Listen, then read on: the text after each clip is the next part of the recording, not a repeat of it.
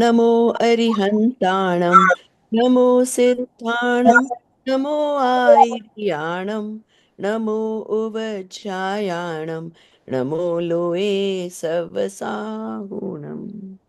जय जिनेन्द्र सभी को। हम सेमेस्टर 1 ये बाल बोध 1 2 3 वीतराग विज्ञान पाठमाला 1 2 3 नमोकार मंत्र अनुशीलन और शाकाहार, इतनी किताबें इस सेमेस्टर में पढ़ चुके हैं, अपना सेमेस्टर फिनिश कर चुके हैं। सो अब बारी आती है गंधर मूल्यांकन की। सब students they are ready I guess with their topics. You show me their expertise on those topics. Sorry, Prabhaji, मेरे ख्याल से last chapter remaining था, right? Is that right? Did we Yeah, not? Stuti. Yeah, the Oh, अभी Stuti. नहीं हुई है, मैंने सोचा हमने कर दिया। I'm sorry, I always get confused between. Samestar Stuti. So what do you want to do? Should we finish that first and then we'll, move on to the yeah, that will not take too long, so we can finish that one. We didn't even start कि एक दो No, para. we did not start. No. All right, ठीक है, वो कर लेते हैं। All right, चलो तो फिर let's see 1 2 3 4. Did we get the chapter 11 sent to us? I don't know. The Word document has 10 and 11 both. Oh, Yeah. is it?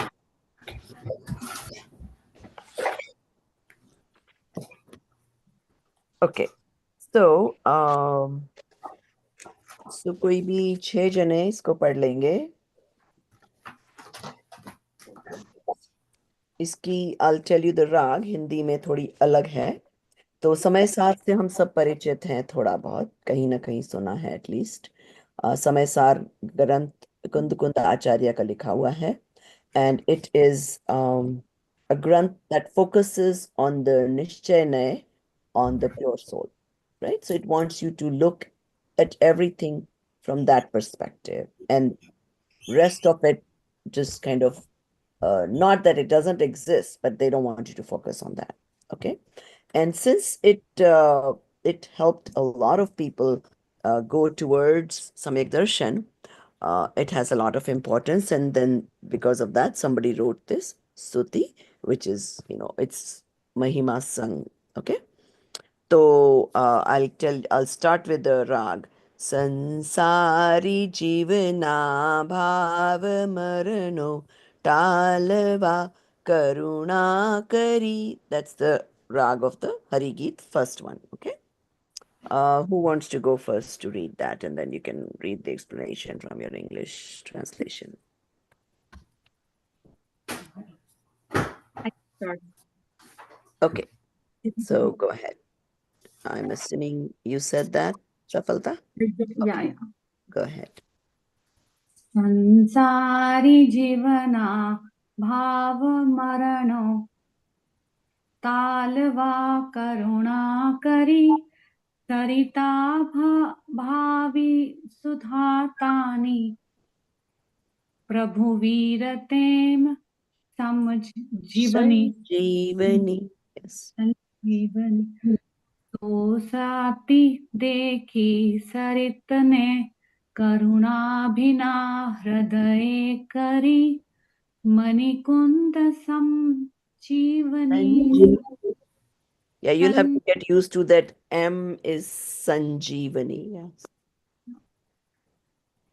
संजीवनी समय प्रभरता प्रावृतने भाजन भरी। प्राभृत तने भाजन भरी। O Mahavir, out of compassion for worldly beings trapped in the cycle of emotional sufferings caused because of attachment and aversion, a river of nectar in form of your divine speech flowed that gives true life and knowledge, explaining fundamental elements. Seeing that river of nectar drying up, Bhavalingi Kunda Kundacharya, the compassionate, passionless, naked Jain monk full of equanimity, preserved the nectar in a vessel of great scripture called Samaisar. Andy, what is Bhavalingi again? I know it came before, but it's a Okay, so descriptor. Bhavalingi and Dravyalingi, anybody who has the form of a sadhu, which in Digambaram Parampara is, naked sadhu. And the reason they call it true, even Dravyalingi, uh, is because that unless if you have clothes, I guess they say that your rag is not reduced enough to be in that sixth gunistan, right? So that is the requirement. It's not like just because you're Digambar sadhu, you have to be naked. That's kind of not the connotation there, okay? Uh, so uh, you are qualified to be in that sixth gunistan when you don't possess any clothes. And of course, there is practical issues once you have clothes. Where would you wash them? You would need soap, water, place to dry. Those practical issues are also there. So So Bhavalingi Sadhu is in sixth now, Gunasthan.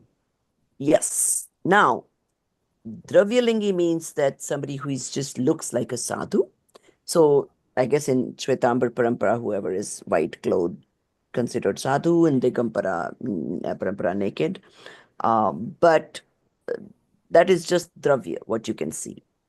But internally, if their kashais are Anantanubandhi kashais does not exist, they have experienced the soul, which is the true Samyak Darshan, only then they are Bhavlingi. Otherwise, they are all Dravyalingi. Okay. So So can all Jain sadhus are Dravyalingi, but only some Jain sadhus are Bhavalingi. Right, right. Okay, got it. Because looking at that, you really cannot tell if they've experienced the soul or not.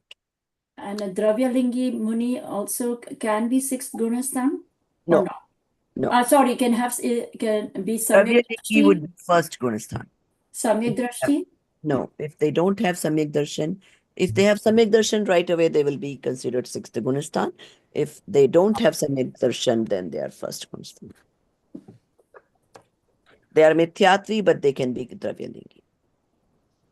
Can you have in sixth Khorasan even with clothes? If there's a sadhu with clothes? No, because then your rag has not reduced to that extent where you don't feel the need of clothes. Rag, parigra, and these are all related to charitra. So, darshan part, of course, has to be fulfilled, which they have to have experience of the soul, and which one can get even in the Shravak without being a Muni or without taking any vrat. But the charitra part comes, and rag also goes slowly, slowly, slowly all the way up to certain gunstan. But to be in the sixth gunstan, at least it has to come down that much. So that means they're not even eating, they're not doing anything. No, they are eating, but they are not cooking for themselves or doing any aram I know, ceremony. but I don't fully get this clothes. Why so much emphasis on clothes is just a metaphor. It doesn't mean like that you are. Absolutely, it is just a So, but metaphor. if you're still eating, you can still say you have rag. So Of why course, even you have eat food? rag. That's what I'm saying. The rag doesn't completely go all the way till the 11th, 12th, whenever it completely goes. That's true, absolutely. But the thing is that you want to minimize the dependence, right? They're not even cooking for themselves. Why? Because they don't want to do any kind of arambi hinsa, right? If you keep clothes, you're going to have arambi hinsa. You're going to have to need to wash them. No, I know, but I understand, but it's still somebody else's cooking, right? If you're eating, just because Right. somebody else is cooking doesn't mean you have That nothing to much do with rag it. you have that you will, if you have the asataka uday, where your Right, now stomach is hungry, so now you still have that rag towards your body, right? If you didn't right, have any rag, like Keval Gyani, they don't need to go beg for alms or eat or anything like right. that, right? So obviously that much rag to your body is there. That's why you want to go and ask for food. But not enough rag that I'll go and burn fire and cook myself, Hmm. right? So So there is a difference, right? If you cannot do it yourself, you're depending on others, which means you may or may not get the food, which means you have to have that much less rag towards your body that today, if you did not get food, you will still be in samta, come back, do your upvas, whatever it is, and not be bothered. And if you don't, if you have, if you have not reduced your rag to that level, then you could be very angry, agitated. It may bother you too much. You know, in Rishabh Dev Bhagwan's case, 6 months. It's not like he did fast. He went every day to get food. But the people in those times didn't know what to do, how to give food to sadhu. So he didn't get it, even though I think in Shwetambar Parampara they say he did 1 year upvas. No, he really didn't mean to do that 1 year upvas. It happened to be 1 year upvas because he didn't get the food. So when you don't get the food, you come back, apna samta se upvas pachak lo, and because they only go one time to eat. And if that one time you didn't get it, then you take a vow of upvas, you wait till the next day, and then again you try. So to be able to get that much samta, that खाना चाहिए फिर भी 1 साल का उपवास हो जाए, you have to have that level of rag reduction. If I can just add very quickly, Auntie, so the good way of thinking about that need for food in the Kevalis and the higher level, these Arihant, jo hai, I don't know where I heard this, but Jason Mahavir Swami was in meditation for 6 months. And only when he intuited that his body was going to die without food, then he would come out of that, go and beg and take one meal or whatever, and then go back into that. So No, the that Rag, is not how they think, that they're no, not concerned about their body I don't mean dying. these thinking, but it's like it's almost an instinct. It's like, okay, I am not at the final stage yet, and my body will. I mean, so it's a pure instinct as opposed to, oh, I need to eat Right, food, I right. want to eat food, right? It is just uday of the bad karma, asata ka uday, that makes him feel hungry. If you don't have that asata ka uday, you will not even get hunger. No, but the body needs some sustenance They at some only point, right? Devlok mein people are living for so many years without food. No, but as a human, when they're in human Yes, form, in the human paryay, yes, your body sort of needs for sustenance, but there have been cases where the bodies can survive for quite a long time. So that's not the only problem. The problem is that in the sadhu state, केवल ज्ञानी के बाद में उनको भूख नहीं लगती है, because all their karmas are like most of them are gone, right? पर साधु पने में उनको असाता का जब उदय होता है तो they get hunger, and that is when they feel the need to go and look for food. But if they don't get it, it's the rag is not that तीव्र कि वो उसके लिए they will go out of their way. In So fact, but Mahavir Swami, Gautam Swami, when they got Keval, then they did not go begging for food. then they didn't go around asking. So from age 42 to 72, Mahavir Swami didn't eat at all? Is that when he got Keval Gyan? 42 I think to so, yeah. Yes, Yeah. then absolutely. Yes. Okay. Yes. Then the body is there. It's like, it doesn't because the age ayu karma is there, so the body still exists. That's all it is. Madam, they also say that when they get Kevala Jnana, their body becomes Paramaudarika. That means all the... Right. Param Audarik means their body has different qualities. Like they don't have the red blood, and the skin is very soft like a baby, and there's so many other. They don't have any excretions or anything. Right, exactly. Waste products. But that is when it is Keval Gyan. But what about in between the Keval Gyan and when Mahavir Swami took Diksha? What happens in that? I can't be sure if Tirthankars are born that way, because their body is called some chatur, something like their shape is equally like shoulders are as wide as this, and this is like the same size, something like that. So I don't know for sure if it changes after they get. I mean, some changes I can imagine probably can happen, like the excretion doesn't happen and all that after they become Keval Gyani. But if the shape of the body, does it really change or they're born that way? I'm not sure. I think when the Kevala Jnana, Paramaudarika Deha happens, that all the Nigodas will go away. I think that's what Well, that is true. I'm thinking of other things that come with the Tirthankar's body. If Yeah. you look at the murtis, they are made, I mean, if it is correctly made, the shoulder width and the height from the belly, whatever, is supposed to be the same. Some Chaturasha. Vajra Naracha Sammanana, something like that. Yeah. Mhm. Yeah, their bones are so strong that they cannot be Yeah. broken. I mean, we are just the opposite. Thoda talla lag jayega hi bone. So, you know, Yeah. so, so anyway. um, Okay. So the author here is saying ki, hey, Mahavir, you have given, all the G's this, in your Janvani, Rag, Dvesh, ko talne ka solution, right? Why? Because you had mercy on them. Now, poet will write that you had Karuna. But remember, in that bhav or after Keval Gyan, he does not have any Karuna. He's not like liking this person and not liking this person. He's going to teach you. No, there is no such thing happening. So this Karuna part happened when he was like one of us. Right? Let's say this knowledge affected you very much. My God, my life has changed. It's so much better, whatever, whatever. Then you might want to go tell your friend, okay, I think you should also learn this Tattva Gyan and, it will help you, whatever it may be, right? So you have Karuna on your friend or your relative or whatever the case may be. But that doesn't happen in Tirthankars after Keval Gyan. Okay?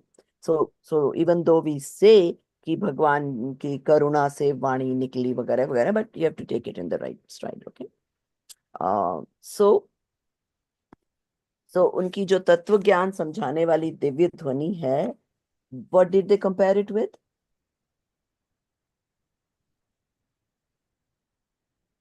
With a river of nectar. River of Nectar.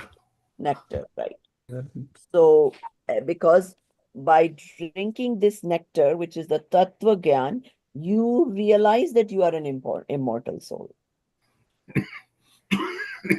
So Amrut is something that makes you immortal.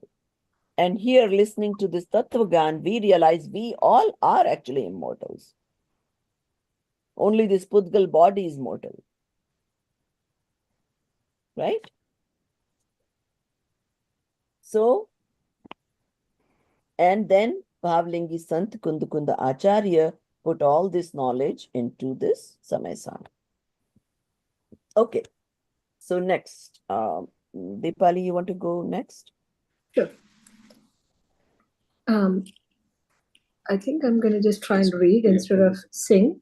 Yeah, the way this goes is Kunda Rachu Shastra Sathiya Amrute Purya. Kunda Rachu Shastra. Is it Santhya? Because in Hindi it says Santhya.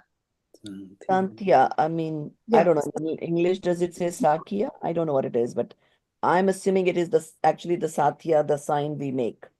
That's what it is. That's what they're Santhya Amrute Purya Granthadhiraj Tarama Bhavo Brahmand Bharya. Let me read it from English.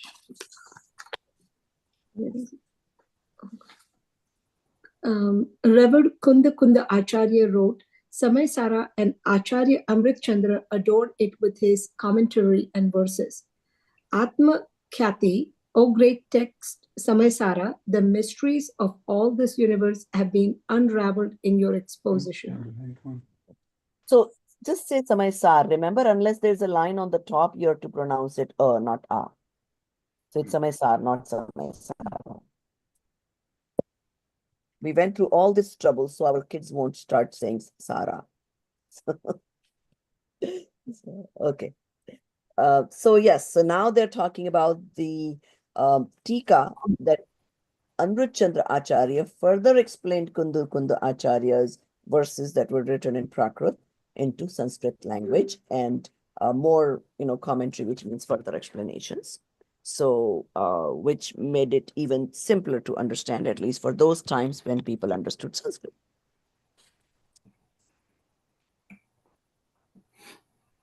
And So, Prabhanji, there must be many tikas, right, on oh Samaisar? yes, there's a lot of them with different authors, and at least, yeah, few. I don't know how many. Tattvad Sutra probably have more than Samaisar. But at least 3 or 4 of those commentaries are included in Bharilji's Samaisar Anushilan. So he basically puts together like everybody's explanations and then his own little thing and like that. So And tika is the same as like in Hinduism you call bhashya, like the commentaries on the scriptures. So is the yeah, tika is the same thing? well, Tika, hmm, dictionary meaning can be critique. Would it be commentary? It could be both. That's what I'm saying. So Tika literally would mean critiquing, but when you're critiquing and further explaining, then it becomes like a commentary. So he has further explained in detail his verses. Exposition is the right word. Yeah. Okay. Yeah, probably. Yeah. Okay. So let's move on to the third one. अहो वाणी तारी प्रशम रस भावे नितरती. तो वो वाला कौन पढ़ेंगे? Yeah, I can try. I'm not good, but I'll give Sure, it a go try. ahead. Yes. Aho Vani Tari Prasham Masa Bhave Tarti. Nitarati Mumukshene Mumukshune Pati Amrut Ras Anjali Bhari Bhari Mhm. Anadini Murcha. Murcha Vish. Vishtani Twarati Utarti Good. Vibhaveti Thambi. Thambi Swarup Bhani. Bhani Dodi. Dode Parinati. Parinarati. Oh, क्या है? This one.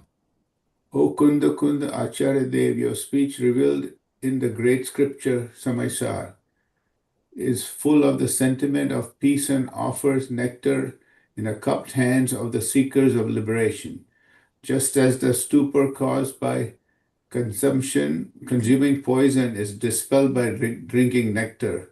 Similarly, the stupor caused by the poison of falsehood from time immemorial is quickly dispelled by drinking your nectar-like speech, and the alien state of external indulgences rushes towards the inherent nature. Okay. So it's a pretty good explanation, right? So what are they saying is as the seekers of truth understand your tattva gyan, it helps them get rid of the mithyatva. It so of course they've compared mithyatva with vish, which is poison, and that so if you drink the amrut nectar, effect of poison is gone, right? So what they're trying to say is with this tattva gyan is kind of like drinking the amrut nectar, with which my mithyatva poison is going to be going away slowly but surely. So and the current paryay, right? In dravya, we already are pure, right? It's the current paryay that is in mithyatva. So the current paryay also then, once it understands, doesn't like to be without its pure state, and it tries to keep going inward towards its self-true nature.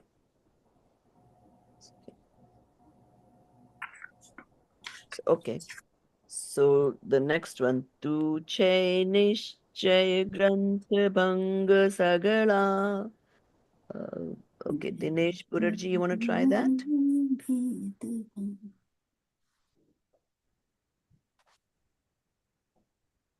Did I Sure. get the right No, person? I suddenly don't see him. Did he disconnect? no. Oh, okay, there you are. Okay. Oh, it's my internet, I think, is doing a mess up. Yeah.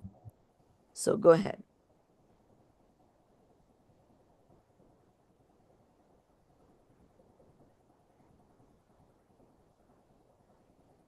You are muted and your video is off unless it's only me who is seeing that. Can you hear me? You're all frozen for me now.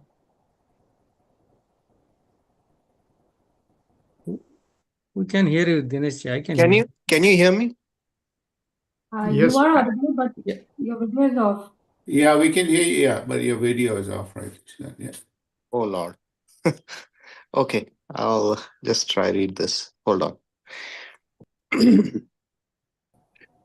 तुमचे निश्चय ग्रंथ भंगा सगला व्यवहारणा भेदवा तुम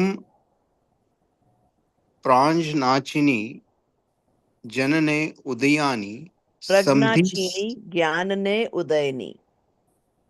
प्रज्ञाचिनी ज्ञानने उदयनी समधि Sahu चेडवा Sandhi Sahu Chedava. You guys will all have to get used to not saying समधि in सहु all line on the top. छेदवा साथी साधकना तुम Bhanu जागनो समदेसा महावीरानो विसमो महावीरनो. Now Visamo. There should be a line on the top. Yeah, विसामो भावक लामताना Bhavaklantana. Bhavaklantana. Just भवक you have to- लामतना हृदयानो तुम पंथा मुक्ति तानो Muktitano. Okay. मुक्ति तनो. O Yes. Samaysar, you are the scripture of the real viewpoint, Nishchay Nay. Hence, you penetrate and transcend all the conventional perspectives, Vyavhar Bhang. You are the wisdom chisel, Prana Rupi Channi, that serves the bond between the pure state of knowledge, Jnana Bhav, and the impure state arising from karmic influences, Aupadik Bhav. You are the true companion of the seeker on the path of liberation, the sun of the world, and the authentic message of the great Mahavira. O King of Scripture, giver of solace to the heart pained by the sufferings of the worldly existence, Sansara, indeed you yourselves are the path to liberation. Okay. So what is it saying is that right now we are in the current paryay, the way we are in the औपाधिक भाव, because we have कर्मों का उदय, उससे जो उपाधियां आती है हमें अभी है, right, in our right now current paryay. But this समय सार is the निश्चय viewpoint granth, which means it will teach you while you are in this paryay, which is in the uday of the karmas, still how to pragnachini means, you know how you take a stone and chisel and you know what point of the stone to put it on and put the hammer so it breaks into two. Has anybody seen that in their life, how they break a big rock or big stone? Yeah, They know exactly where it to takes hit the real perfect intuition to know exactly where to hit. exactly. Yeah. So what they're comparing it with that Samaysar teaches you where to differentiate between the pure soul and the impure paryay right now, which is, basically because of the karma uday, right? And even though you are in that paryay, still be able to see from the pure soul point of view. So it gives you that pragnachini means that little chisel to differentiate between the two. Okay. And this Aupadhik Bhav is the same as Vikari Bhav? Any bhav that comes because of uday of karmas. But are they like synonyms, Vikari Bhav and Aupadhik Bhav? Yeah, but not necessarily. You could be getting samyak darshan because your karma ka uday abhi acha chal raha hai and you have the real. So it's not always going to be vikari. Whatever bhav you have because of the karma ka uday. But it says impure states arising from karmic influence. Because yes, as long as you have karmic influence, your total state of soul is impure. So even if it's okay, I understand. Yeah. So a little bit different. What bhav you have, you may be in a positive bhav because you have a punya ka uday or whatever the case may be, right? So it's not always going to be the bad or vibhav, yeah. Okay. I mean, technically, yes, it is Vibhav. Anytime you're not in your soul is all Vibhav, not in your true nature. Okay. So those who want to be on the path of liberation, for them, you are like a sun because showing the path of the liberation. And Samaysar is the true message of Mahavir. And this helps get rid of sansari dukh and all that, right? So, and gives you a pause. So it's like, so when you know your soul, I mean, in fact, I've had this feeling not always, but sometimes I've had this feeling. So it's like, you understand who you are, the pure soul, and then you get this feeling that whatever akulta is going on in your worldly life, good or bad, really both are akulta, right? Even if you're vacationing all the time, you're traveling, all good things happening, still it's kind of tiring, right? You can get tired of some of the good things too. So where do you come back and be peaceful? So like, I mean, I've had this feeling sometimes where I'm like, too much going on, too much agitation, whatever the case may be. And then you are like, oh, I just want to be back to my soul. That's not going anywhere. It's this peace and calm and the restful state to be with yourself. So that's what they mean when they say dukh se dukhi hriday ko vishram dene wali. And why this vishram they compare it with? Uh, because that's your true home, right? This body is a temporary abode. So kind of compare it with, you can be on the most luxurious vacation, best of hotels, resorts, whatever you may be going to. Still, it's you're longing to be home. And once you reach home, you feel that total rest. That now I'm home. I can do whatever I want and nobody to stop me, whatever that feeling is. Just like kids, when they come home, they just drop, want to sleep, even though parents don't like it. So, so when they come from college or work or, they come home and they just, because it's home. So that's what they're comparing it, your true state with. That when you are with your pure soul, you're basically home. Nobody can kick you out of there. Whereas this body, guess what? You're kicked out. Whether you want it or not, you have to leave it one day. Right? No matter how much we like our body, how beautiful we are, best of circumstances, we still get kicked out one of these days. Does everybody agree to that? Yeah, definitely. Yeah. So, but from your own home, nobody can kick you out. And that is your pure soul. I thought you said I thought you said phone for a moment. I said, oh, we can kick you from your phone. Home, okay. That's another All problem. right. The modern world. All right. So next one.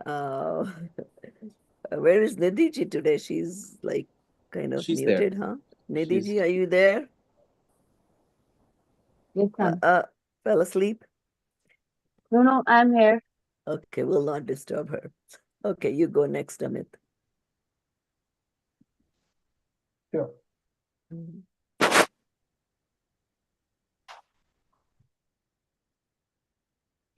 Minute. Actually, Nidhi could possibly fall asleep. This is too early in the morning for her, right? What? Okay. Vasanta tilaka.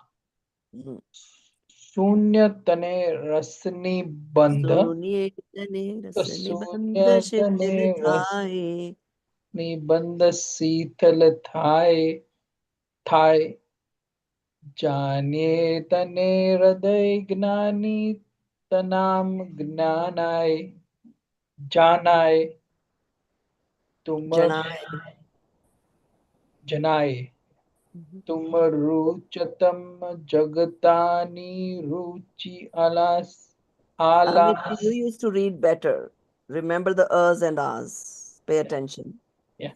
Alasav tum rijatam sakal gnyayak devarije. Read. Okay, good. You read it correctly though. तुम्हारी रुचता जगतनी रुचि आलसे सौ तुम्हारी जता सकल ज्ञायक देवरीजे. That's how it is to be read. Okay, That's the same chant that's often used for Bhaktambar Stotra, right? that's true. Hmm. That's true. Okay. बनावुम पात्र कुंदनाना रत्नो न अक्षरो lucky तथापि कुंद सूत्रो न अमकाय मूल्य नाकारी. O Samaisar, merely by hearing you, the karmic intensity, Anubhag Bandh, begins to loosen. Upon realizing you, the heart of the enlightened is truly known. As soon as interest arises in you, the attraction towards worldly pleasures disappears. The one who becomes enchanted by you finds that his very soul, possessing the innate nature of knowing all knowables, becomes enchanted with itself. The essence is this: the soul, which is the knower of all objects, manifests itself in direct experience. Even if sheets of heated gold are made, and the aphorisms of Kund Kund are written on them with letters made of gems, still the value of Kund Kund's aphorisms cannot be measured. Questions, right? Prabhanti, this is a very interesting stuti. First of all, this may author ne likha hai, ki kiska hai. And secondly, they have done all different chand. And I've never seen a stuti with like all the different ones. Like it's 5 or 6 different chand. Why, is there some reason for that? Apologies. Sorry. Okay. So the Swarnawala, is that what your question is? No, first of all, there's no author. And secondly, there are 5 or 6 different chand in the same stuti. So I have not seen that. That's very rare. Do you know That why is they've done it this way? true. I'm trying to, yeah, you are right. There is no author given. I'd like to find out. I think, and this is actually a very popular stuti, but yes, I don't know who wrote it. It's in Gujarati, so it's definitely not Bharilji. Oh, It's this is Gujarati again? Okay. It's Gujarati, yeah. Hmm. What You is know what? chand? Maybe they don't have the author because it may be just the Shravak of those times when they were with Kanji Swami. तो कुछ लोगों ने मिलके लिखा होगा. Maybe that's why they're not giving it a name. Can't remember. I'll try to find out if there is. And do you know why they've used all the different chand this way? Like No, Anushrup and out of like that, Shikarini. somebody wrote it and they decided that it sounds better in this rag, or they figured out to write it in those chand. Okay. So, so in this last verse, they say, ki, again, they're like talking to the Samaisar, ki you, studying you, makes the intensity of our karmas less. Okay? And just by knowing Samaisar, you have known the heart of a Samyak Drishti. Okay. If you take interest in Samaisar, the moment you start taking interest in reading Samaisar, the sansaric, interest in Vishay Bhog diminishes. And even though it says on who you get pleased, I mean, obviously the book is not getting pleased on anyone. It's just a metaphor. That, that person, he doesn't need to know things from the objects, but through his own gyan. And how does that happen? Through Atmanubhuti. When you experience the soul, you're seeing everything with your soul through your own gyan, not through the indriya. And because they are praising this Samaysar Granth, they are saying this is such a good Granth that if I took pages of gold and wrote on it with gems, still I will not be able to pay the cost of the benefit that I get from it. So there is no, basically, they are priceless. That's what they're trying to say. And it's not like we'll study the material of Samaysar only when we get to Samaysar. We're already like little bits and pieces, we are learning some of these things. So is the whole course building up to Samaysar? Like, is that sort of the yes, crown jewel? right Okay. now, in semester 7, we first did a quick summary of all the chapters of Samaysar through one of the summary books, and then we have studied in detail Gathas 1 to 25. Mhm.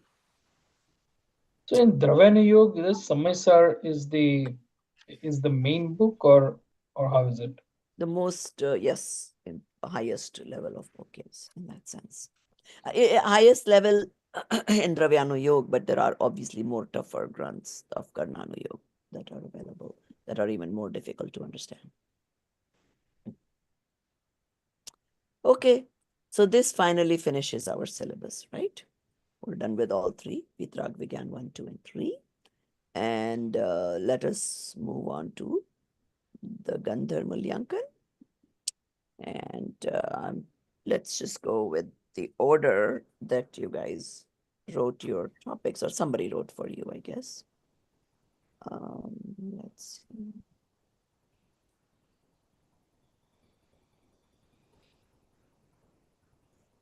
Okay. Bahubaliji, you are going to do Upayog. Yes, ma'am. So I want you guys to start with telling me which book, which chapter, and then you can start your summary.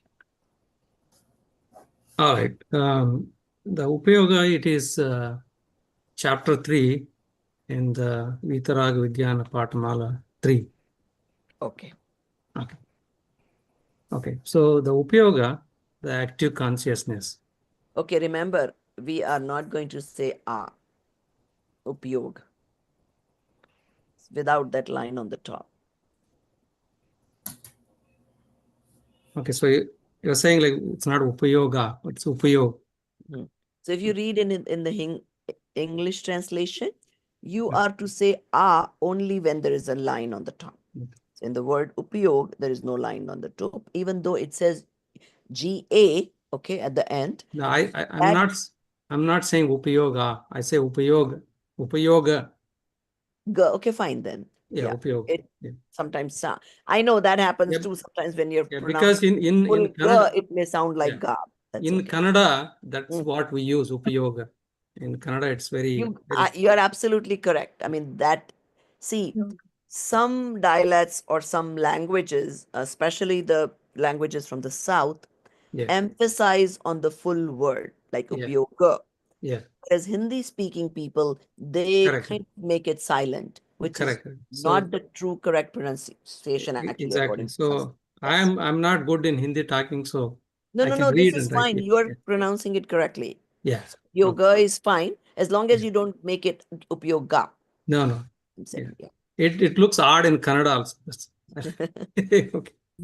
Yeah. Okay. So the Upayoga, the active consciousness. Mhm. So the definition is the activity or functions of the jnana and darshana guna of soul, the knowledge and perception. And the other definition is the activity of a soul that is associated with its consciousness, chaitanya. So the activity of the jnana darshana is same as is synonym to chaitanya. Okay. So the knowing and perceiving is chaitanya. Okay. So Umaswami Acharya in the Moksha Shastra writes that Upayogo Lakshanam. So that means this Upayoga or active consciousness or knowing and perceiving is the characteristics of all the souls. That means this Upayoga, this Chaitanya or knowingness and perception does not exist in any other subject, any other substances. That's why it is soul can be recognized by the Chaitanya. So even the Upayoga happens in different substances in their attributes, but since we are like soul-centric, so Upayoga Lakshanam is a characteristics of the soul. Okay. So there are two types of Upayoga. Jnanopayoga, Darshanopayoga. Jnanopayoga is a cognitive consciousness where the distinctive, discriminative knowledge of self and non-self happens. One second. By the way, the rest of you could actually take notes while he's talking. So you're getting a good summary of that chapter. Okay, go ahead. And the other one is Darshanopayoga, that is perception consciousness. So where the general perception or experience of soul and non-soul happens. So other than Kevali Jnani, Vitaragi, so rest of us, for rest of all the souls, Darshanopayoga happens prior to Jnanopayoga. Okay. So all the souls potentially have the same Chaitanya or that part of the soul. However, based on the present manifestation or the paryaya of the Jnana Darshana, there can be the Jnanopayoga can be divided into 8 types, and Darshanopayoga can be divided into 4 types. So the 8 type of Jnanopayoga are Matijnana, Srutadjnana, Avadijnana, Manaparaya Jnana, Kevalajnana, Kumati, Kusruta, Kuavadi. Okay. Very good. So Matijnana is it's the knowledge acquired through senses and mind. Okay. Srutadjnana is the knowledge gained about substances, that is the knowledge acquired from the Matijnana. Okay. Once after the Matijnana, then Srutadjnana happens. So Avadijnana is there the clear knowledge of the materials. Okay.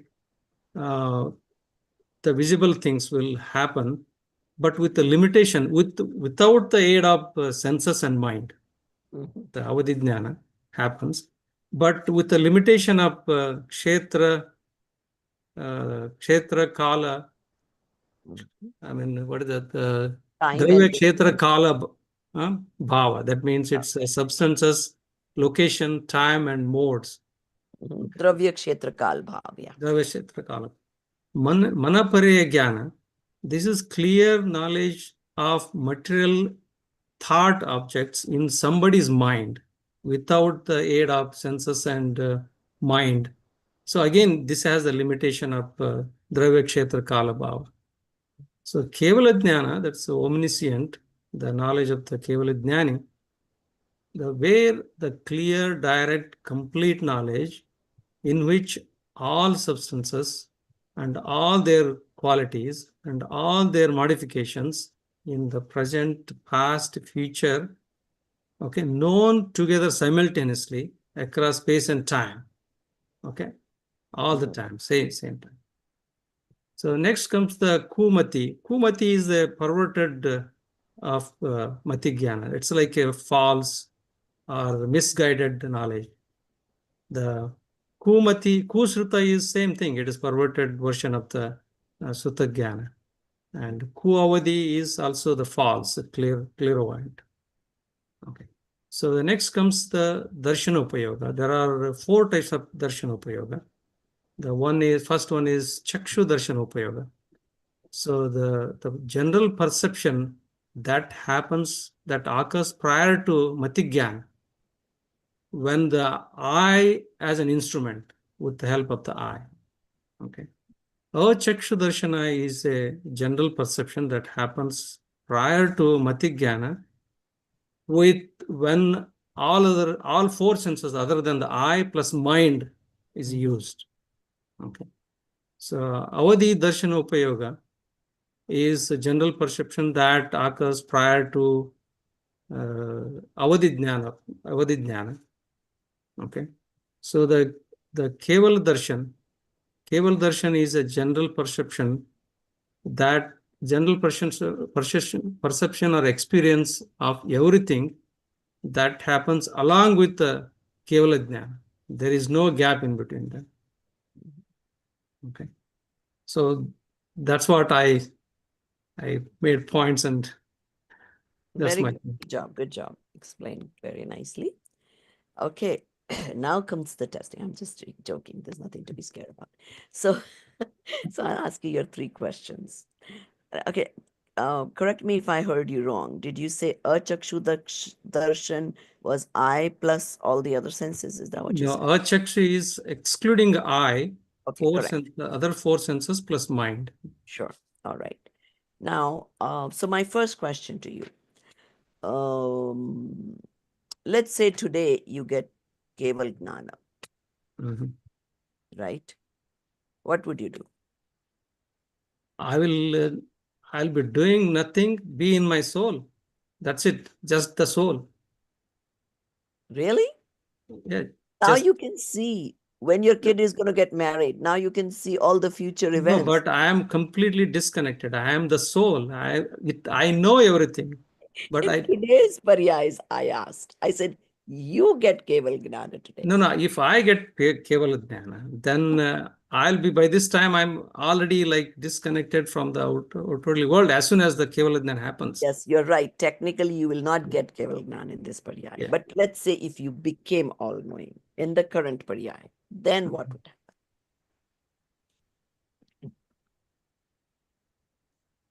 So today, suddenly this, even for 5 minutes, you got this, you now suddenly know past, present, and future. No, first of all, there is Kevala Jnana cannot be 5 minutes. Once it happens, it will be there forever. Right. Correct. I said imagine. I didn't say you'll get it, right? Okay, yeah. So like when Kevala Jnana happens, I will, again, if I get Kevala Jnana, first of all, as you say, like in this caller, nobody gets Kevala Jnana. But hypothetically, if I get it, I will know everything in and out. Then I will not have any passions. I will be Vitaragi, definitely. You're still trying to say from the bookish knowledge. That's but not. see, again, so you're not Vitragi, that you know, right? No, but in your current paryaya. I know what you are expecting, but when the Kevala Jnana cannot go hand in hand, without Vitaragi Kevala Jnana happens. I know it is technically, that's what I'm talking about. But why is it wrong? Why would it not go hand in as is my question to you? So technically, why does the Acharya say that, oh my God, Vitrakta is a prerequisite for Keval Jnana? So yeah, it's because if I have a Kevala Jnana, if I do not have Vitaraga, then I will know past, present, future, then I will be having a lot of passions, then I will be like miserable. Okay, that's one thing that can happen. Why would you be miserable? Because I'll be knowing all my janmas and what all the sufferings happened, who did bad to me, what I did bad to others. Then without Vitaraga, then I may be... When is your kids dying? Yeah, exactly. So all the who are living before, what all happens to me, all the bad things, good, bad, ugly things will happen, then I'll be definitely miserable. So without Vitaraga, Kevala Jnana is it's hell, it is. Right. So that's a very important point. We want to intrinsically understand that. There should be no doubt about it. Yeah. So if tomorrow they say, oh, our Bhagwan is oh, Christ died for us. And let's say somebody says he's okay. Yeah. Would you believe it? No, definitely not. I mean, I don't know what it's more of a lot of suffering. They built up the suffering, the subject concept, and they live in that and they cry. So, I mean, it's not like you don't want to think that, oh, that may not be the case because you're Jain. No. Logically, you should know. Yes, exactly. Right? It's not like you're favoring Jainism because you happen to be born in that. Yes. That is not what you want to get. Exactly. You are here to understand the Vastu Swarup, no matter where you're born, no matter Shwetambar, Digambar, Hindu, Christian, you could be born anywhere. Yeah. Because there's no guarantee you're going to be born Jain next life. And right? yeah, definitely. Yes. So if you have the Shraddha, if you have the Nirnay down pat, that this is why this truth makes sense, and that will not go away for you. Yeah. And that is why in the past, like Srimad Raj Chandraji, right? He was born technically in a Hindu family, right? In India, we go by the father's religion, in which his father was a Hindu and his mother was a Jain. So he first studied all the Brahman, uh, Hindu, all the Shastras. Then his mother made him go and study the Jain Shastras, right? So he had some uh, Jati Smaran or whatever from his previous life that he had understood this material properly. So that's why it came back to him. Yeah. And he understood where the truth is. Yeah.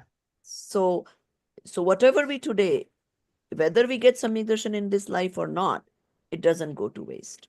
Yeah. Right? Correct. Yeah. So, okay. Now,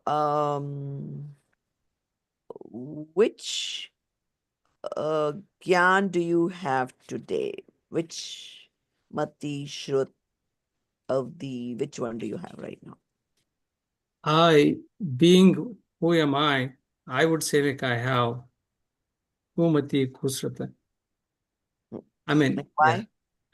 Because I mean the complete the Vastu Swarupa is I know but not realized, not experienced completely, not experienced. So Right. I would like to call it Mati Sruti, but it is not pure yet. Right. It's not just call it, it is Kumati Kushrut Yeah. till we Samyak Darshan. Okay. Yeah. So when it is the focus is Atma, that is when it is truly Mati Gran and Shuddha Gyan. Yeah. When the focus is outside world, it is Kumati Kushrut. Okay. Yeah. Yeah. So that's okay. Now your third question.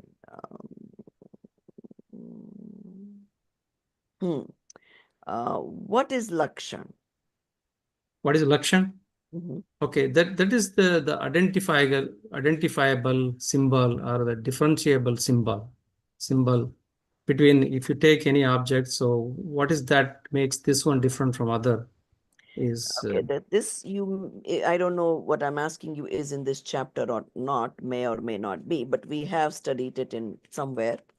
When you say something is an identifier, which is Lakshan, what those should it not have? There are three things we studied, what it should not have to make it a Lakshan. yeah, I don't remember that. But kind of you know what I'm talking about? Yeah, like it's I know there are the three types of within, without, and something common, those kind of things. Yeah, like Yeah, you're getting like it right point. yeah, for example, amurtik. So correct. So amurtik is like other than Pudgal, everything is amurtik. So that's not election because soul is. Okay, Yeah. good. So since it's not part of this chapter, you don't have to remember it right now, but the rest That's of the what Chaitanya is election. That's what that. Yeah. to make it a Lakshan, it should be without Sanshay, Viparya, and Anadhyavasai dosh. Yes. Okay. Those Got three it. are dosh. So if any one of those exist, then it is not a Lakshan, then it Yes. is not an identifier. Okay. Right? It has to be Yes. uniquely Correct. only to that Dravya. Yeah. So that is why Upyogo Lakshanam. Yeah. Nobody else, Akash time, Dharmastikaya, Adharmastikaya, or Pudgal has Upyog. Yeah. And that is why it's a Lakshan of G. Correct. Yeah. Okay, good. All done. Thank you. Any questions? Okay, so who wants to go next? Oh, we just decided we'll just go by what you guys wrote in here. Let's see. I didn't realize we were going to go based on that order, but TK, I'm ready to go. Next At least you're second, you were not first. Yes, Bahubali, you did that first. So now okay, so now the fear factor is over. So now everybody knows how it goes, right? So I'll be doing lesson 6 from Vitarag Vidyan 3, 12 vows of the enlightened householder in the 5th stage of spiritual development. So I'll start by saying I have a lot of notes here, so I might go a little long, but please stop me if I'm going a little bit too into detail. Okay. So first, before we get into what's in the chapter, the householder, we have learned, cannot go past fifth gunastan. So the scriptures have made this very clear. However, it doesn't mean that all is lost as a householder, right? So a householder who has achieved samyak darshan is called the Jnani Shravat. And they have developed partial spiritual purity. And because of that partial spiritual purity, they automatically start taking vows. And then they are known as Vrati Shravak. So the inner purity of the soul that accompanies the state is the real vow, Nishchay Vrat. And because of this inner purity, there is a natural inclination to renounce the 5 sins and observe the 5 anuvrat. This is called Vyavahar Vrat. So again, this is arising naturally in a Vrati Shravat. So the point here is that vows do not lead to inner purity. Inner purity leads to vows. And then that takes you from 5th Gunastan and higher. But you still have to become a sadhu. So we'll start, then there's 12 vrats, right? So the 5 anuvrat, we'll start with that. The first one is ahimsa anuvrat. And this is treated in some detail because it goes really against many times what our common understanding of ahimsa anuvrat is. It goes in real depth. And it's this is called partial abstinence from violence. And the book has given a lot of examples from Acharya Amrit Chandra. He's explained it very clearly and in great depth. But according to him, it's very simple, Acharya Amrit Chandra. And of course, he didn't make this up. This is coming from ancient scriptures and from ultimately from the Kevali and from Jinwani. But the rise of Vikari Bhav, Rag, Dvesh, Moh, in the soul is violence. And their absence is non-violence.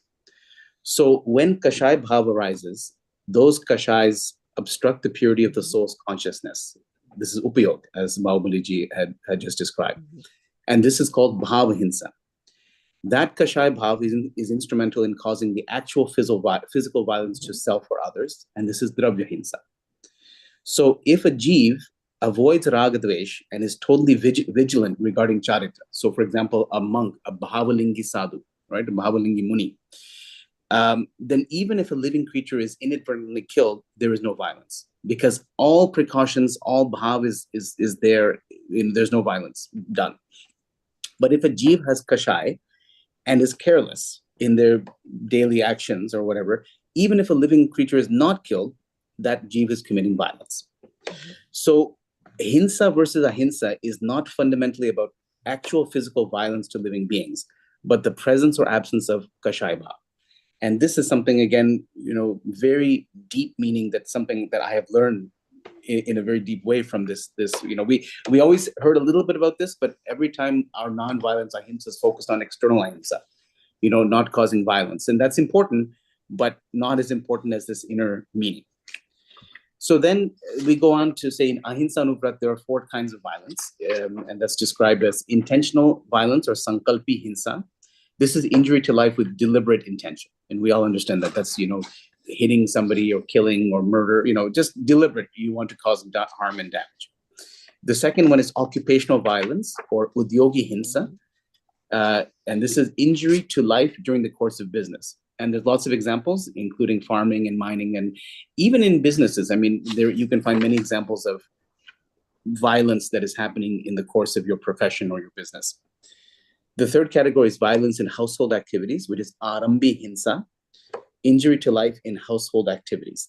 So this is like, in cooking, cutting grass, pruning shrubs. I mean, just the day-to-day things we do because we have to keep up with each other and we have to satisfy societal expectations and our own inner expectations. And the last one is violence committed during self-defense, which is virodhi hinsa, injury to life in the course of defending oneself, one's family, one's country, religious institutions, etc. So if Vrati Shravak completely renounces the first type of violence, so the intention for violence never arises, and does the utmost to minimize the other 3 types of violence with full consciousness. So for example, if the Vrati Shravak has a garden, maybe they don't fertilize it so much, so don't have to cut more grass. Don't use pesticides on the grass. In the kitchen, don't eat kandamul, don't grow and eat sprouts or seeds, don't eat more than necessary, don't waste food. There are like thousands of examples, right? But the point is consciousness. How do you minimize the violence in your day-to-day activities? Okay. So that is ahimsa anuvrat, partial abstinence from violence. The next one is satya anuvrat, and this one will be a little bit quicker.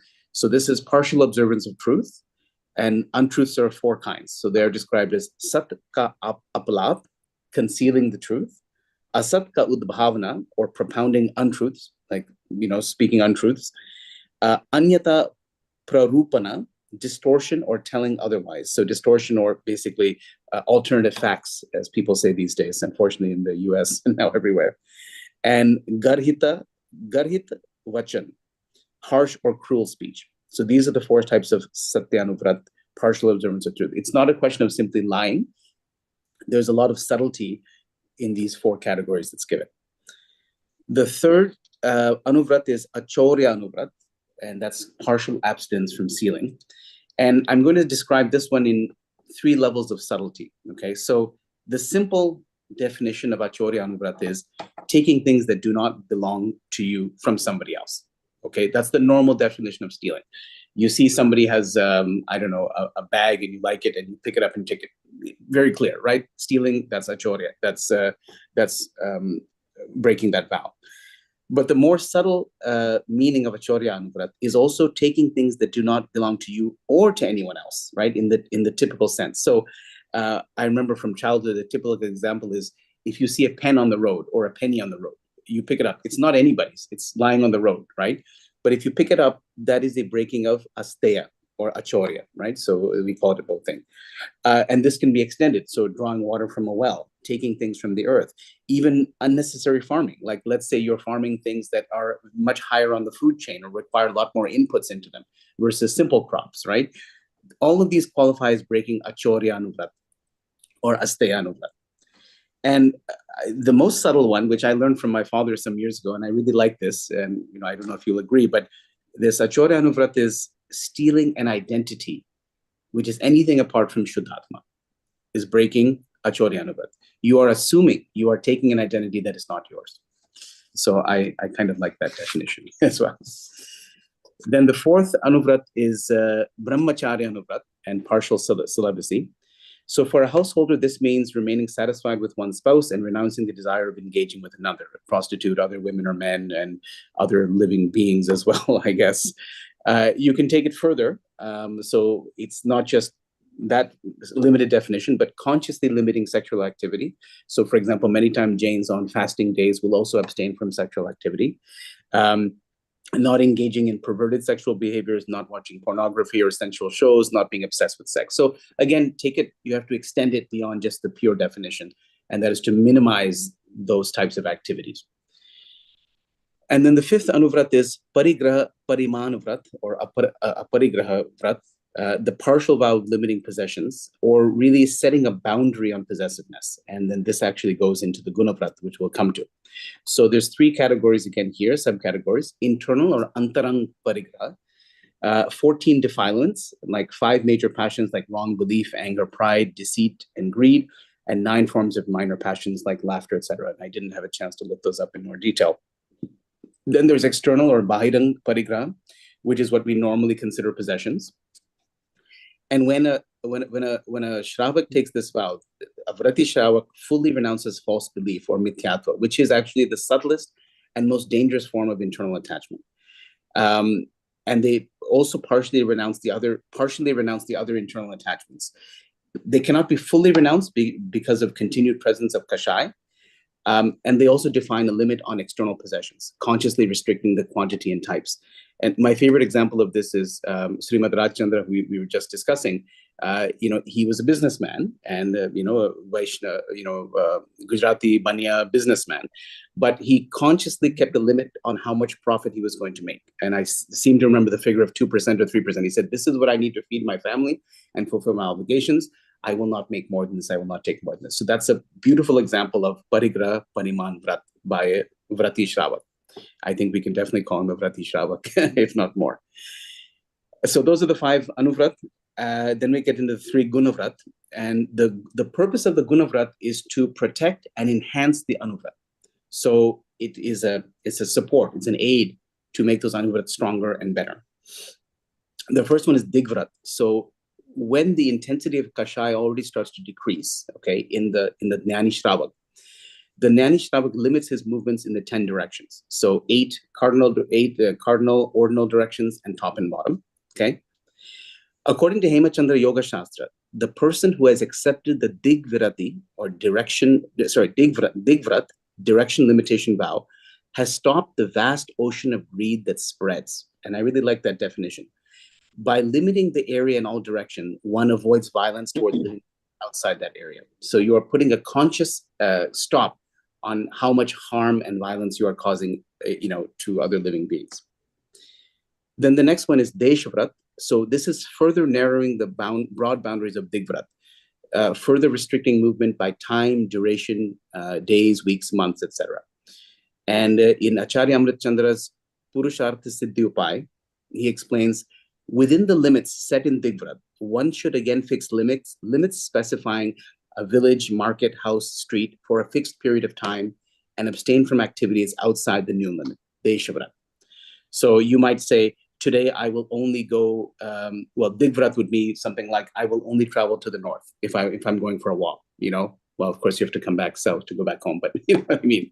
Deshvrat will be like, I will only restrict my walk to these 2 streets and I will come back home, right? Just a very simple example of how you can apply that. Then the third Gunavrat is Anartha Danda Vrat. And I really like this one, renouncing purposeless sinful activities, such as digging the ground, spilling water, burning fires, circulating air, cutting vegetation without any reason, okay? Anartha Danda Vrat. So a good example, again, as Jains, we try to avoid walking on grass whenever possible. So we're walking, instead of taking a shortcut across the grass, we'll walk on the sidewalk, because walking on the grass, even to take a shortcut, is anartha danda. You're breaking anartha danda. You're unnecessarily walking on that grass and harming it. So again, very simple example. Or for example, avoiding eating sprouts and seeds, even though they're vegan, avoiding mahavigays, right? I mean, these things, our body doesn't need them. So avoiding harm to Trasjeev, but also Stavarjeev. So according to Ratna Karandaka Shravakachara, to abstain from purposeless sinful activity of the mind, speech, and body, even within the limits set under Digvrat, is known by the best of ascetics as abstaining from purposeless sinful activity, Anartha Danda Vrat. And this same Shastra, this same Agam, Ratna Karandaka Shravakachara, also it identifies 5 kinds of purposeless sinful activity. And I'll just go through that quickly. I know I'm taking a little bit too much time. So the first one is Papupadesh, and basically that is giving sinful advice to others in regards to cruelty to animals, trade, injuring others, etc. Anything that you're telling people, oh, why are you paying taxes, or why are you, helping this person? That's all Papupadesh, okay? Giving of things that cause injury, hinsadan. So that's why we don't give things like knives and swords and things like that, okay? Anything that can be used for hinsa. Evil thoughts, apadhyan. So to entertain thoughts like killing, keeping in captivity, things like that. Listening to undesirable stories. This is very relevant to us because we all probably watch TV, or we watch, things on our phone and things like that, right? Dushruti. Listening to literature that has stories of occupations, worldly possessions, daring acts, crooked beliefs, hatred, affection, pride, sex, passion that defile the purity of the mind. Okay, that's Dushruti. And the fifth one is Pramadacharya, negligent activity. So purposely digging the earth, sprinkling water, lighting fire, blowing air, cutting plants, all those kind of things, again, for absolutely no reason, because you're sitting and you're bored, you start digging the ground. Some kids, sometimes they like to make fires with a magnifying glass and they'll burn insects, those kinds of very sort of not nice things. Okay, I'm almost finished, sorry. I wanted to cover in some detail. So then there are 4 Shikshavrat, and these are preparatory practices for the Mahavrat. Okay, so a householder is not ready for the Mahavrat, but the householder can get ready for the Mahavrat, because eventually the householder has to take Diksha and to go up in the Gunastan. Yeah. So the 4 Shiksha Vrats are Samai. This is, you can call it Dhyan or meditation, but developing oneness with the Atma, renouncing Raga Dvesha, staying in solitary meditation for 48 minutes at least 3 times a day. Now, we all have relatives who have done a lot of Samaik, and they do many different things during Samaik, but the true Samaik is the period that of your mind that is in Dhyan. Okay, that's the true Samaik. And that is very hard to do for 48 minutes. It's hard to do for 1 minute. So then there is a Upasavrat, vow of fasting with an aim to acquire spiritual purity. Not just food though, kaupas, right? So you're abandoning kashai, sensory pleasures and food and staying in the true nature of self. So if you are doing food upas, but you're doing everything else that you normally do, it's not really a true upas. Now, it may not be possible. If you're doing atai, you may not be able to take 8 days off of work, but at least one should be conscious of trying to minimize worldly activities during the time of upas to get more phal, more benefit of upas. So in the books, it talks about on the 8th and 14th tithis twice a month and different grades of upas. That's one perspective. I mean, there are so many kinds of fasting in Jainism, so many kinds of taps, you know. So I think that the key here is that it's not just about limiting food. There's also unodhari tap, and there's ayambil, and there's these, you know, ratna, these, I don't know, so many different kinds. But the key is, what is your bhav? What is your internal bhav? Right? Because remember at the beginning we said, it is not the vow that leads to purity. It's purity that leads to the vow. Okay. Then the third shiksha vrat is bhogupabodh parimana vrat, vow of limiting single use and recurrent enjoyments. So of course we have learned before that bhog is sensual pleasure that can be enjoyed once, upabhog sensual pleasure that can be enjoyed repeatedly. So limiting those enjoyments. And then atiti sambhivava vrat, vow to offer food and other essentials to worthy guests. Mostly they're talking about sadhu and muni, but also jnani shravak, and really any worthy being. And we know we live in a modern world. We're not going to find sadhu and munis here or jnani shravak, but we will find other good holy people, saintly people. So it's we can also treat them as atiti and share our food with them. So in conclusion, a lay follower who observed these 12 vrat without transgression and with nischay samyak darshan is called a vrati shravak. Vows do not lead to inner purity. Inner purity leads to vows. So as purity of the soul emerges with Nishchay Samyak Darshan and Samyak Jnana, in the absence of infinitely binding, deluding passions, which is Anantanubandhi Kashai, and passions that prevent taking vows of self-restraint, Apratyakhyan Varana Kashai, a Jnani Shravak is drawn to observe these 12 vows. They want to. It's not a desire, but they just become more and more in that mode, that bhav arises in them. So even if one is not at the 5th Gunastan, any Shravak at any stage can endeavor to follow all of these 12 vrats. Just recognize that it's not Nishchay, it's Vyavahar at our stage. And that as the true soul's true nature unfolds, the vows will also follow and deepen. Excellent. Very good. Thank you. Looks like you did a little bit extra than what was just in the chapter, right? Yeah, a little bit. Yeah, I was just trying to understand it for myself, and I found. I think it's very good. So now you could go to Pathshala. They could tell you to teach the kids this chapter on right? He'll make a great teacher. So very good. Good job. And unfortunately, I don't know how good my internet was, because for me, you were frozen most of the time. And that was the case from your computer or mine. But I just hope the recording came out fine. You can show it to your parents. I'm sure they'll be very proud. So, okay. So now for your 3 questions. Okay. This last one that we just, the 4 that you read, what are they? The Shiksha Vrat, right? The 4 Shiksha Vrat, yes, they are Samaik. Like Shiksha, I'm sure, I mean, maybe it already says in the English book. What does it mean?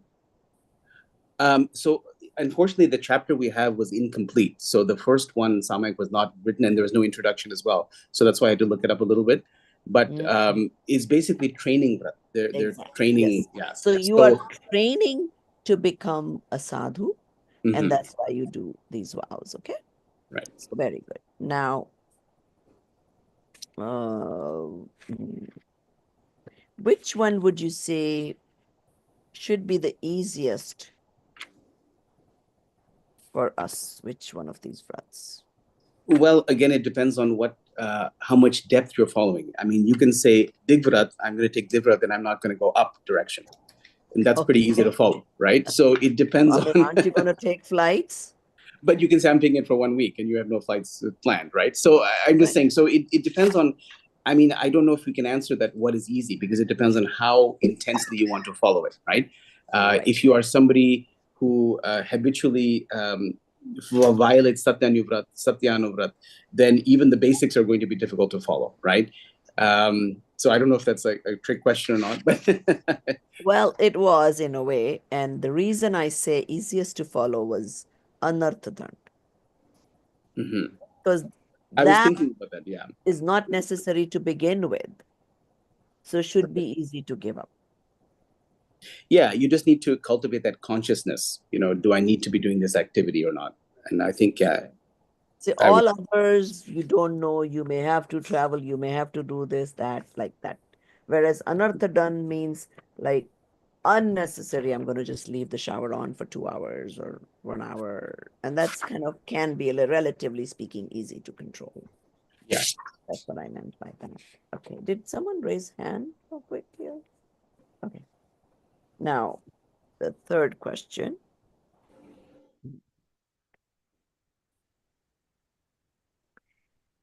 For you, what do you think out of the 5 anuvrats would change any of your habit once now that you understood the details of these anuvrats? I was very much struck by the detail of Ahimsa Anuvrat and understanding that it's not just about external avoidance, it's really about the bhav inside. So that's kind of struck me very deeply. I think I will have to meditate and really reflect on that in more detail, but I don't know if it will. I mean, I don't habitually go and try and cause violence, but I think if I reflect on that more, I understand that it's about the bhav that's involved. So, like, if I'm driving somewhere, right? Can I drive a little bit slower and maybe avoid some harm as opposed to driving faster? Like, it can be applied on 1,000 different levels. It's just a question of being conscious of what you're doing. If I drive slower, I'm burning less fuel, so that's also good, for the earth. I'm not burning fuel, and I'm also probably maybe killing a few less insects. Any driving is going to be harmful, but I can, if I have the right bhav, I will not be in a rush. So I think that's just a simple example. So yes, it's all about the bhav. Let's say you were living in a Pittsburgh-like town where there's a lot of deer, right? So what happens is there's hills. So when you're driving on these curvy, windy, up and down roads, the deer can come on the road anytime. So if you were a conscious person, you would naturally drive slow on those roads. So in case suddenly the deer came, you're still at a speed where you can brake quickly. Right. Versus just going on with your business. In those situations, if the deer suddenly came in front of your car, you would end up hitting it. And the bhav has to be not for your own self-preservation and not to avoid a speeding ticket. The bhav should be because you want to avoid causing harm to other living creatures. Right, right. Because you know that is a possibility, deer doesn't have the sense to not come in front of the car, that you want to take that action to prevent that to happen. So yes, so you did a good job, especially the few things that you added on your own. Those were definitely very good. This Jane GPT is a very good tool. I don't know if any of you have used Wonderful. it. But, there's some because it gives you the directly reference from the books that it comes from. Okay, so let's say you type Parigra Parimanvrat.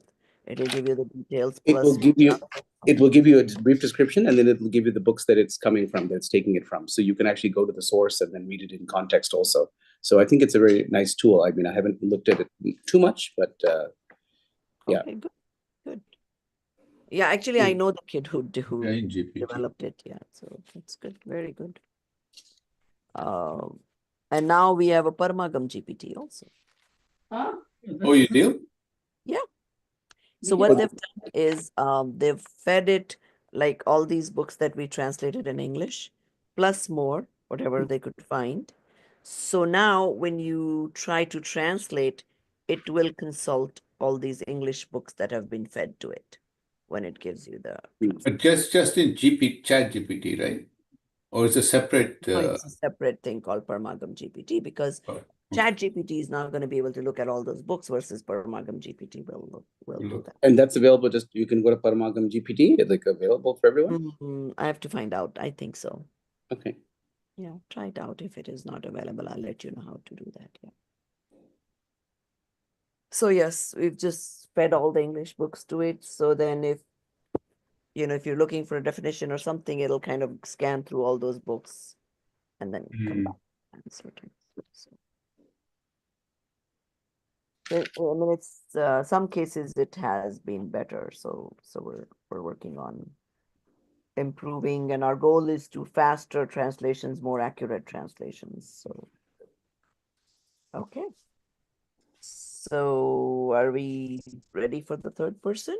We still got Yes, enough. mine is simple after following too detailed and explicit acts. Well, his topic was lengthy. Cannot help that.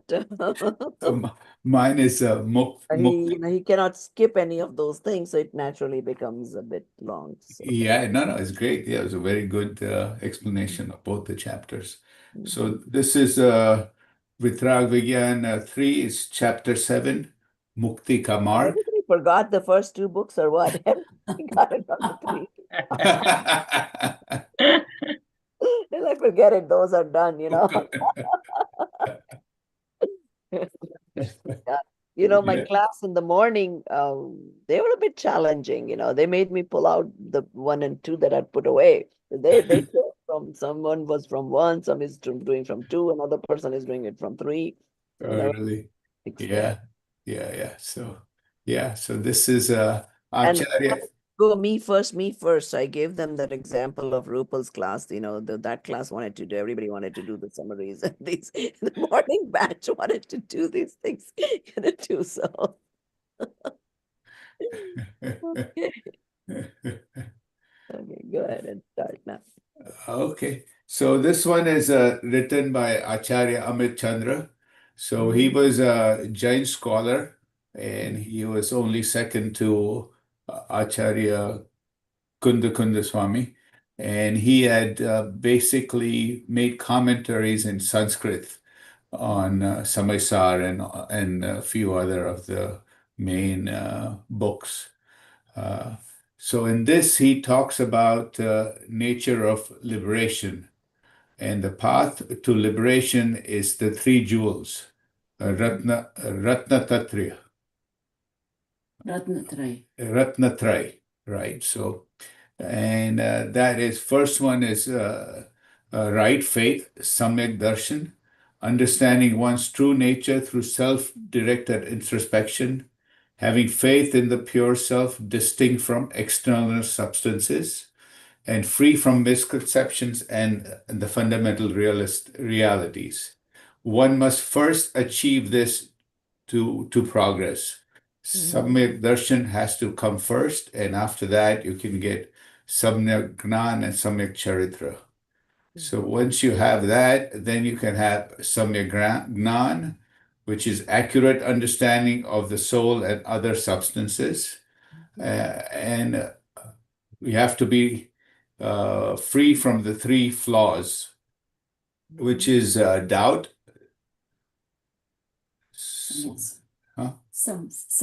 samasya, perverse knowledge, vipraya, and indecisive. Ananta. Sanshay, not samasya.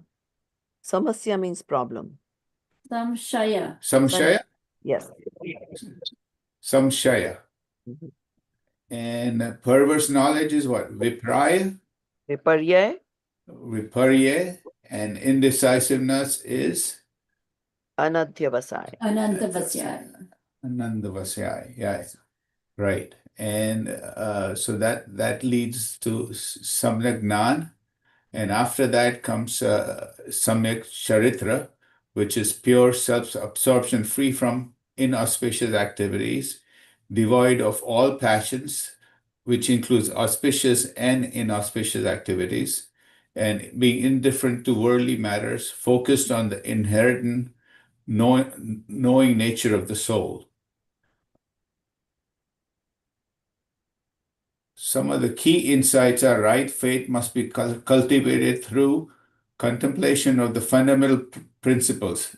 Tattva Abhyas recognizes the indecisive between self and external substances, focusing on attention on the eternal soul.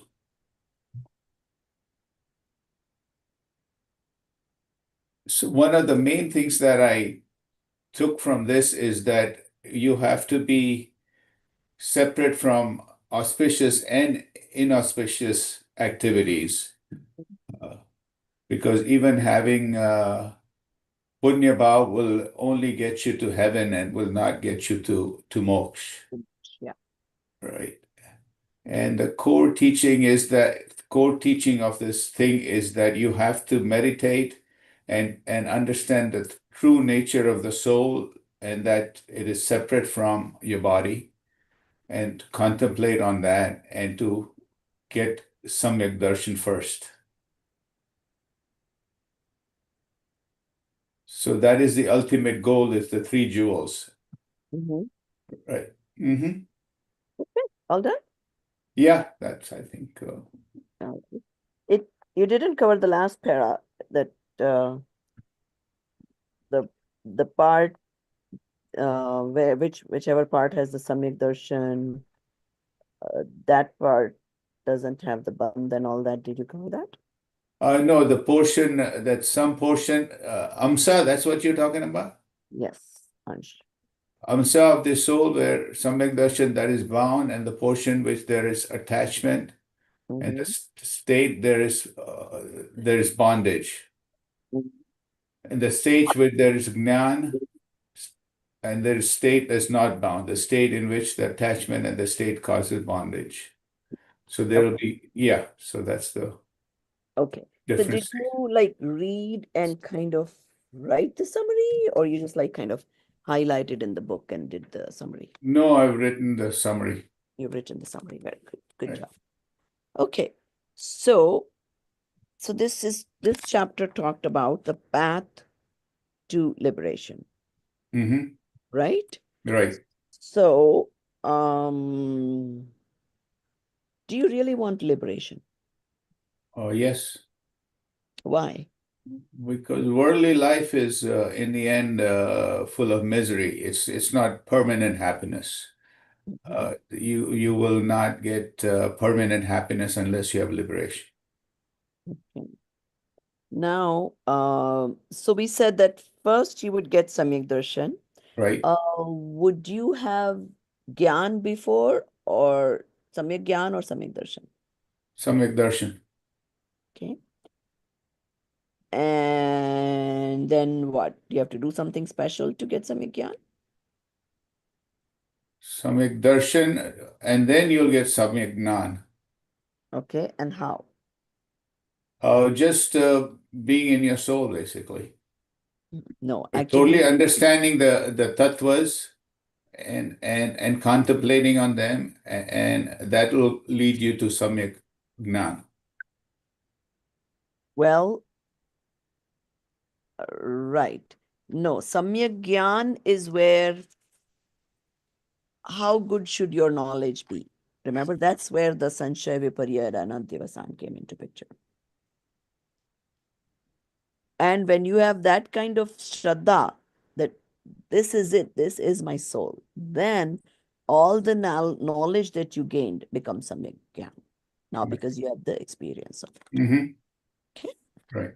So, and the way, the kind of knowledge we want to get or believe in should be without doubt, without opposite knowledge, Mm-hmm.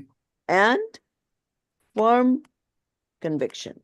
Not that, oh, hoga kuch bhi, wonder what it is. So that is the takeaway of this chapter, that we must understand that whatever knowledge we get, we should understand it enough that we don't have any doubt left. Mm-hmm. Okay. And until you have doubt left, you keep asking, you keep studying more till you convince yourself. It's not about convincing somebody else, but your own self that, yes, this is the truth. Think about it from all angles. And until you're convinced, you keep asking. Just like you did about the cloth, the Muniraj and all that. Right. So it is important until you get, and I mean, that's a question even I had trouble understanding for a while, right? So, okay.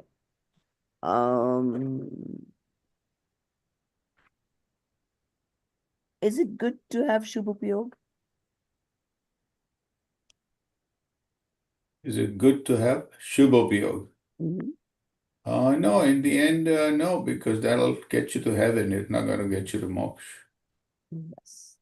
In which situation is it good to have?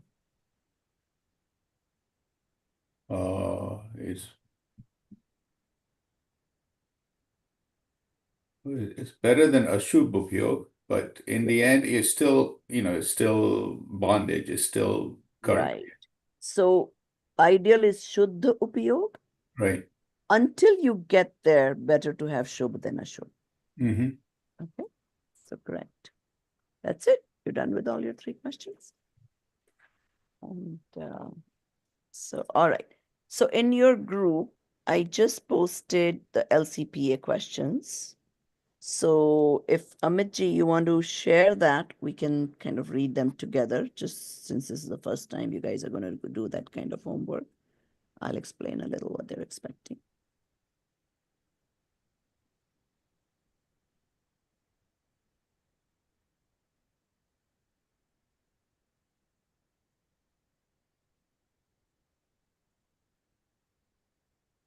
Okay. So this also gives you an idea what the exam paper will be like. So if you notice, it says semester 1, paper 1. So paper 1 is going to be Vitrag Vigyan 1 plus Namokar Mantra book. Okay. Then this is your question. Now, if somebody wants to read it loud in English or Hindi, whichever language. I can read. Oh, the question you want me to read, the highlighted one? Yes.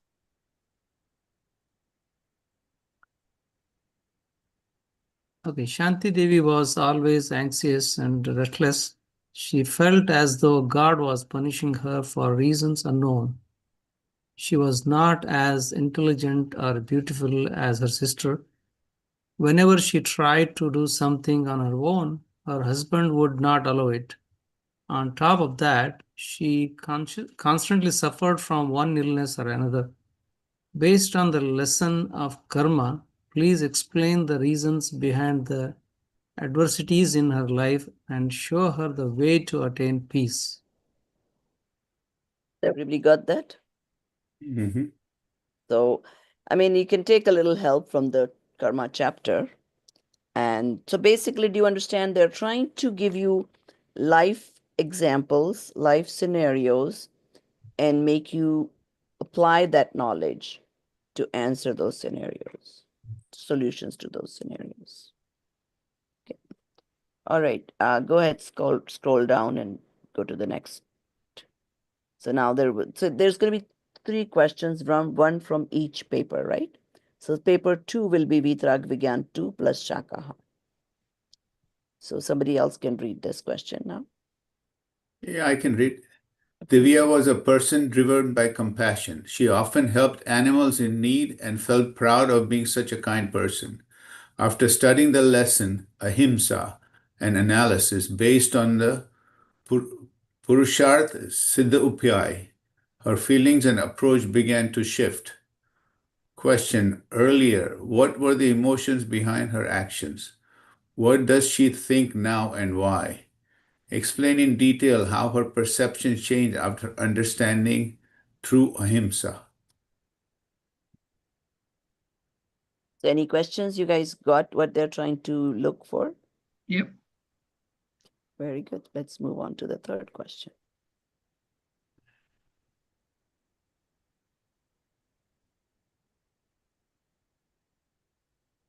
I can read.